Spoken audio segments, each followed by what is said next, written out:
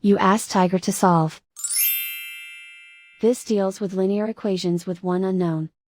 The final result is x equals -7/5. Let's solve it step by step. Group all x terms on the left side of the equation. Add 5x to both sides. Group like terms. Simplify the arithmetic. Group like terms.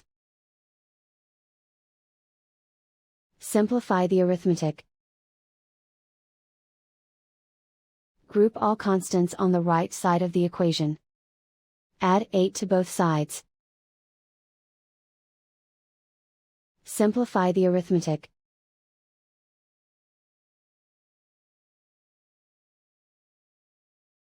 Isolate the x. Divide both sides by -5. Cancel out the negatives.